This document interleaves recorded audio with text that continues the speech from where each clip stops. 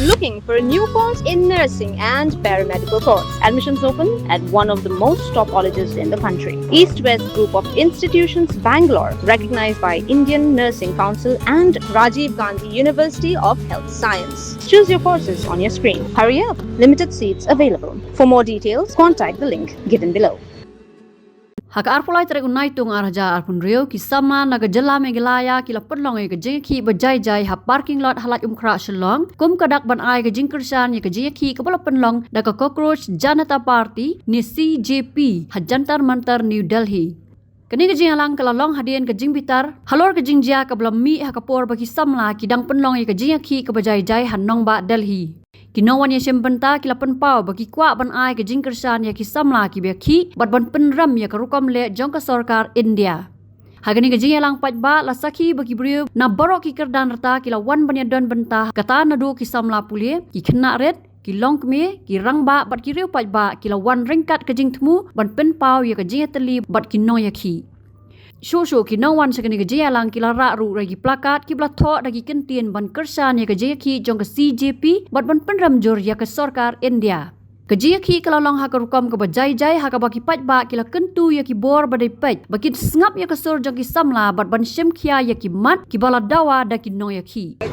So I've come here with my friends and my family. My mother's also here. We've come here to support what's happening in Delhi, and we're standing here in a peaceful gathering to give solidarity to the students, those who have also lost their lives because of the NEET leak papers and those who have committed suicide.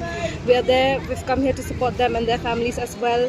And so basically we just want to show that we will practice our rights and demand from the government what we deserve, especially for us, the youths, who make the whole part of this country, majority part of this country. Because that is not right, and that is, of course, on legal grounds, that is what is bad, and they are trying to put that on the students, which is wrong. They have come there, they were there just to do a peaceful protest and peaceful march, and the aggression that they have shown, many students have gotten admitted in the hospital, have been injured. I know some personal friends who've been lathi charged, and that is extremely wrong, and it should not be like that, of course. And I believe in the justice system, and I hope that they stand with the students and they do something about it. That we are with you, and that we are united as well, and we believe that we have the right for a better future. Habatin, pej bahagi kishab, kashab plus F. Ka plus F? Hakabam bangibam dunaki eki bataye kamet. Namar kata habathiru atau kau kamlu ka umpnyang kadut pej ya kashab plus F haka jingsom.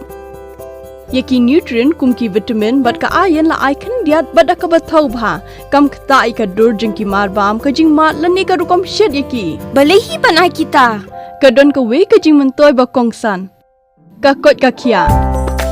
Ka nutrition bakam bha ka jing im bakam bha pendon kam daki mar ba madon ka sharp plus F menta kasni Lawan Ra Shafi Lingba ko office jong Commissionerate of Food Safety Meghalaya